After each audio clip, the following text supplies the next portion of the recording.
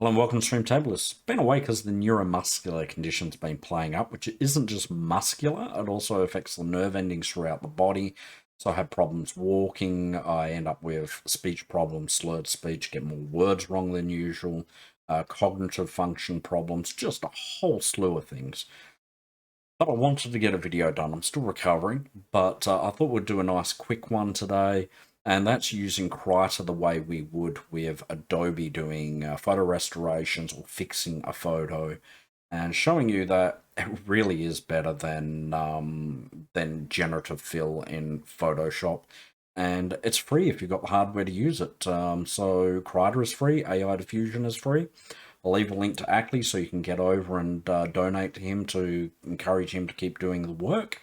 But yeah, as long as you've got like an old gaming system like this, GTX 1070, you'll be able to use it. So we'll go over to the intro and then we'll get over to the photo and we'll take a look at working on it.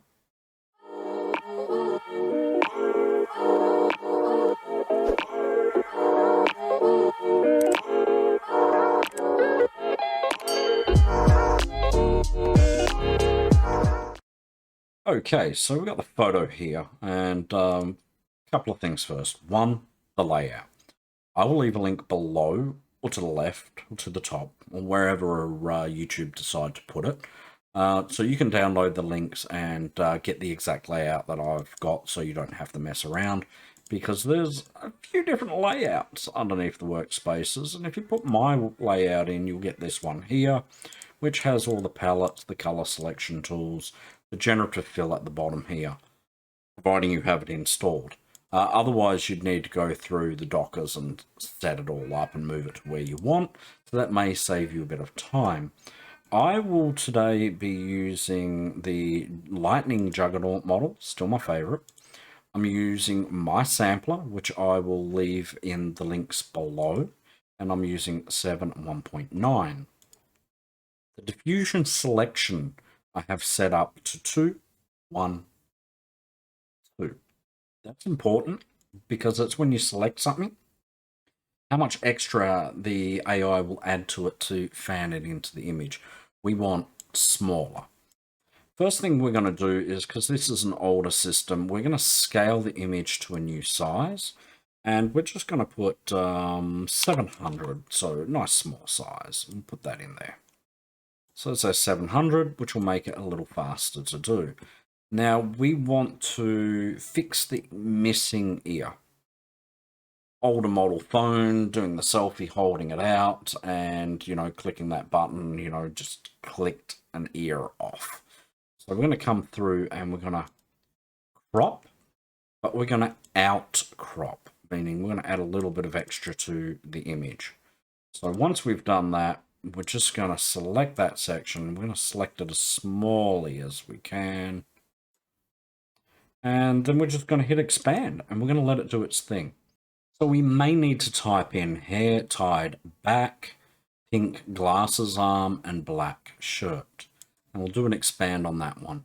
And you may have to do a couple of expands and cherry pick. And the reason for that is you know what the ear looks like, you know what the hair looked like on that day, you know what the image looked like. And sometimes it'll take a couple of renders to get exactly what you're looking for. So we'll let this run, we'll take a look at it, and then we'll cherry pick the best. Okay, we've got 2 here. Now this is actually fantastic. I'm loving this one here, so we're going to go with that one. So we're going to apply that, and then we're going to take a look at doing a couple of other changes here. So first of all, let's get rid of this, whatever this is. And also, I want to remove this here. I'm going to come through and I'm going to select this, this post, this rail. So I'm going to come over here and we're going to go remove content, and we're just going to type bushland. Nice Australian word for the bush. We're going to let that render, and we're going to see what that one looks like. Okay, so we have it here. I'm going to hit apply because that is fine by me. We've got some artifacts. We can come through and paint that out if we want. And if we take it away, you can see the way it's out painted. it's really painted outwards, and that's a part of that buffer that I talked about in the beginning for that setup. If you want that tighter to the image, drop it down to 000, but then you may find sharper cutting lines where you may have to clean up more. So yeah, I was in scrubs on this day, so I kind of want to change that into something a little bit more fancy, because I love this photo. It just needs some work. So first of all, if we were to do that at the size it is, we might not get the best quality. So we're going to upscale that. I'm going to go 1500. So I'm going to give it a larger size. Now, to work on a large part of the image, it would take forever to render, but we're not working on a large part of the image now. We're actually just working on a small section of the image. So I'm going to come through. I'm going to select this horrible top. It gets hot in Australia. And then I'm going to put black dress shirt. And then I'm going to go remove content, and hopefully we'll get a better looking top there. Leaving it as a smaller image size, you're going to lose details. It's going to be a little bit blurry. It's not going to be as clear and sharp for things like buttons on the shirt, and maybe if it generates a collar line, things like that. So upscaling the image at this point will help get better, what they call in painting. So that's where you're painting something into the image inside the existing image, so you have a larger area to work. Now, something Adobe doesn't do is you know, an infinite number of resolution sizes. So with Stable Diffusion, the bigger the image and the bigger the area you're selecting, the bigger the render is of that area. So yeah, if you're working on just an eye, then working on something like that is going to be just a few pixels, very quick to render, but your render is going to be lacking in details. Where when you increase the resolution of the image, then your in-painting is a lot bigger, and then we see these more intricate details put into the image. And that, again, is just one of the features that I prefer with Krita that make it better, in my opinion, than Adobe. And I mean, I love the fact that it's all offline. So, I mean, you can do that as much or as little as you want. You might think that neck looks a bit weird, so we could render it again. Kind of like that, but yeah, I mean, it sort of sheds a bit of weight off me. I don't mind that, but we'll do it again anyway. I do like that one, but we'll see. What you could do is you could select that, and you could just select this one area here and just re-render that one area. But we're getting nice dress shirts. We'll let that render another one. We'll see what it looks like, and then we'll take a pick. Okay, so we've got this one. It's got the long neck.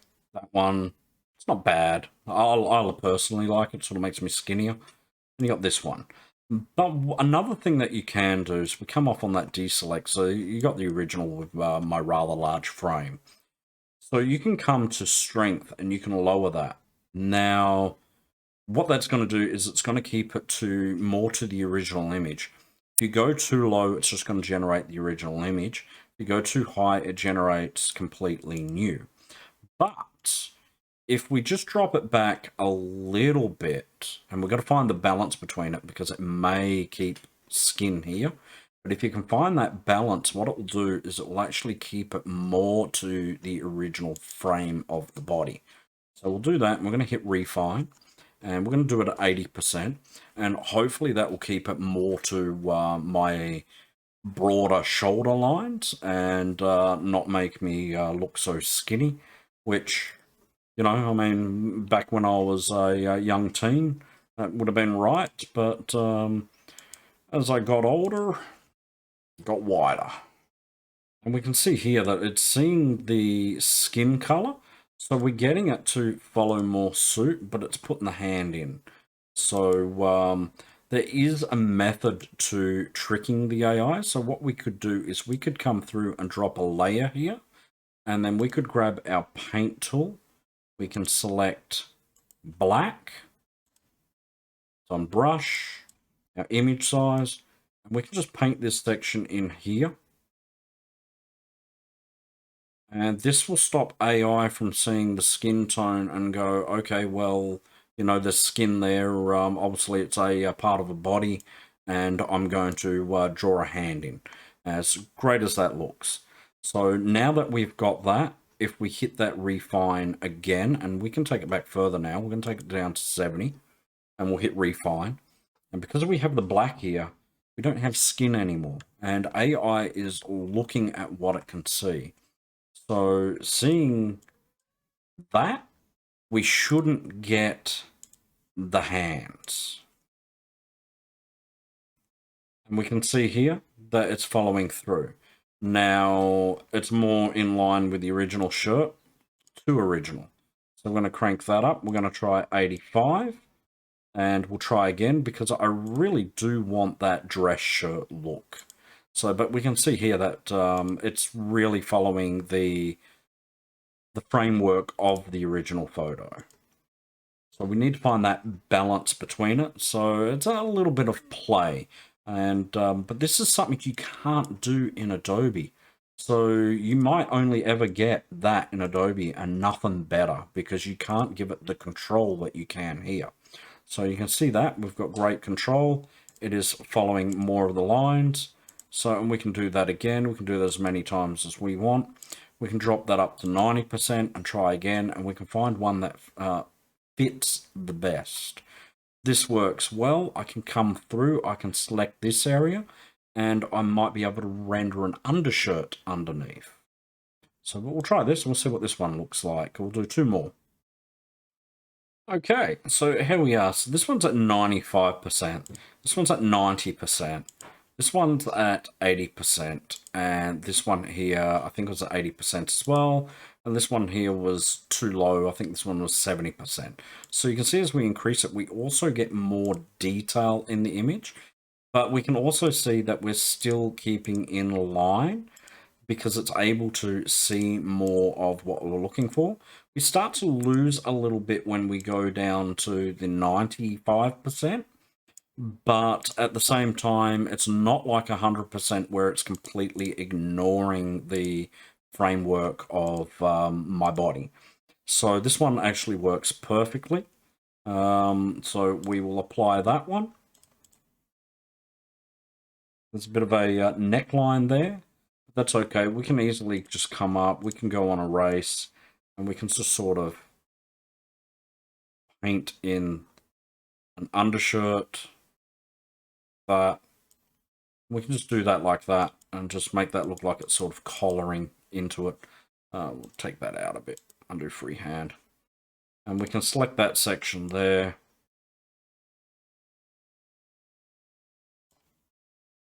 Drop that back.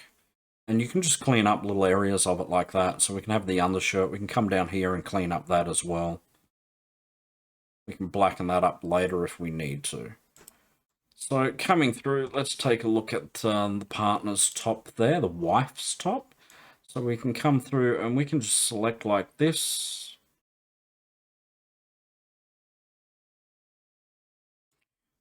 Let's give it a different color top and come through, and we're going to hold select. We're going to come through and select this section here.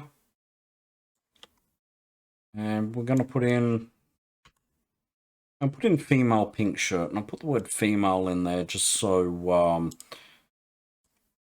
it knows the difference between the style of clothing.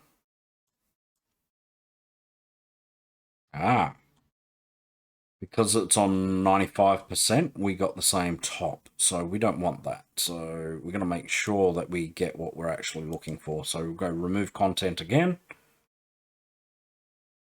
at 100%, because they're never going to get pink if it's anything below 100%, because it's going to see that underlying color.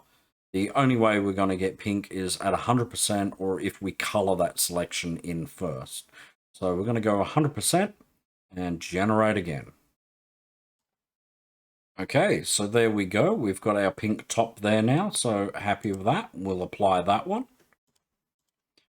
Now, Originally it was 4:3 to here, so if we were to print this up, it's going to crop again, and obviously we could crop over this way more. But let's say we want more of the frame.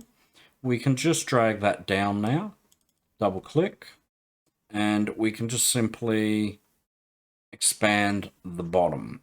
So we're going to remove the writing. We'll change this to expand, and we'll just expand the bottom part of the image to give us a little bit more image.